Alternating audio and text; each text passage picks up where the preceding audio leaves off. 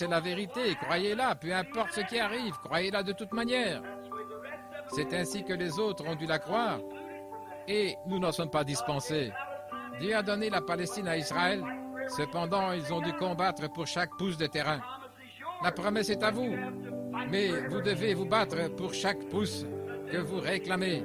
Le diable veillera à cela, il le fera certainement. Mais remarquez, quand ils étaient prêts à briser les jambes à notre Seigneur Jésus, si ce marteau avait frappé la jambe et l'avait brisée, Dieu aurait été trouvé menteur. Mais il n'y avait pas assez de démons dans tous les lieux sombres des tourments pour faire que ce marteau frappe ce précieux corps. Car David, 800 ans avant, avait dit qu'aucun os de son corps ne serait brisé. La parole de Dieu doit demeurer la vérité. Mais qu'ont-ils fait?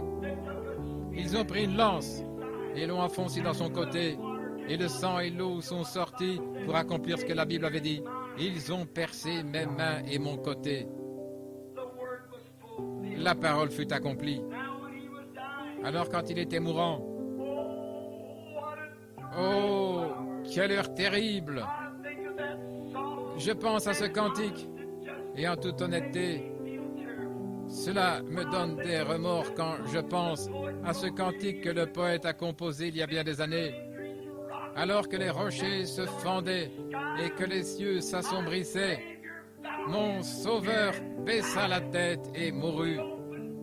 Le voile ouvert révéla le chemin vers les joies des cieux et le jour sans fin. Et pendant qu'il était suspendu là, saignant et mourant, quand il baissa la tête, le soleil eut tellement honte de lui-même en regardant les créatures mortelles que Dieu avait faites à son image, et il devait payer un si grand prix pour les racheter. Le soleil refusa de regarder la terre à ce moment-là. La lune fut si embarrassée qu'elle se retira, et les étoiles tournèrent le dos à la terre.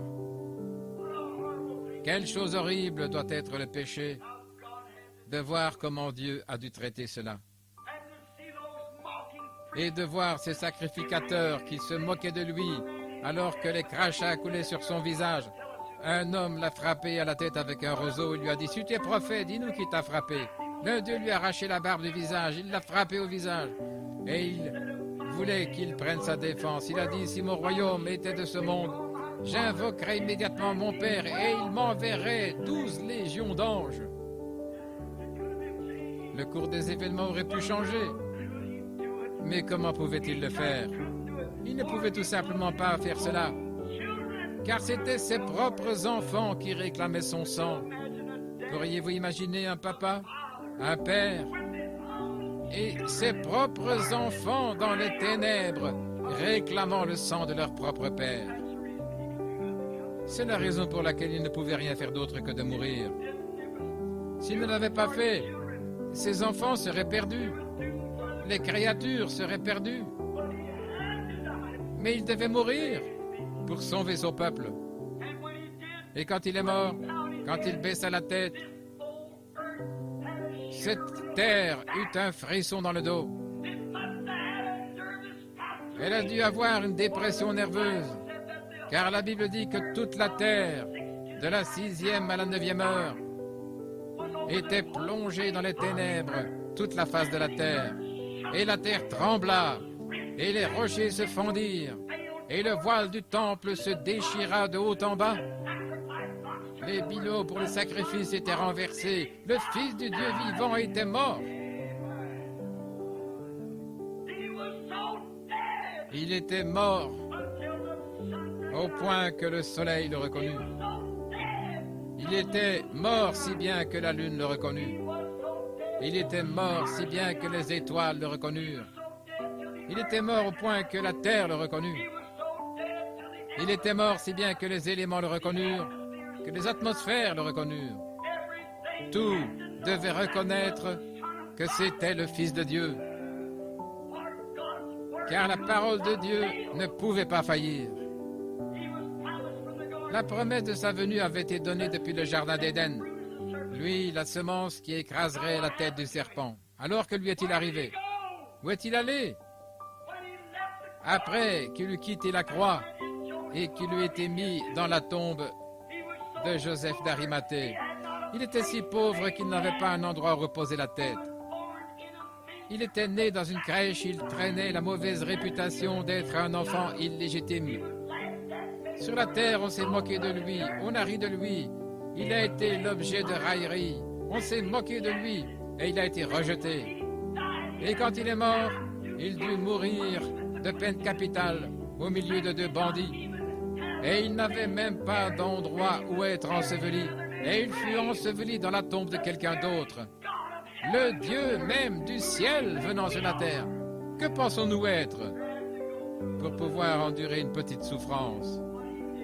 Pensez, mes amis, à ce qu'il a fait pour nous. Méditez là-dessus. Étudiez cela. Le soldat romain a dit assurément, cet homme est le Fils de Dieu. Le pécheur a dû reconnaître cela. Judas a dit, j'ai livré le sang innocent. Il a dû le reconnaître. La terre tout entière a reconnu cela. Alors où est-il allé? Quand un homme meurt, est-ce sa fin? Non, monsieur. Il a dû mourir de cette façon-là, parce que la Bible de Dieu disait qu'il mourrait de cette façon-là. Et il s'était confié dans la parole de Dieu. C'est pourquoi pendant sa vie, il a pu dire, détruisez ce temple et en 3 jours je le relèverai. En effet, David a dit dans un passage, toujours dans la Bible, sous l'inspiration, lorsque David, l'homme de Dieu, le prophète qui était loin de la parole, a dit, je ne permettrai pas que mon sein voie la corruption, ni ne livrerai son âme au séjour des morts. Jésus a dit, détruisez ce corps et en 3 jours je le relèverai.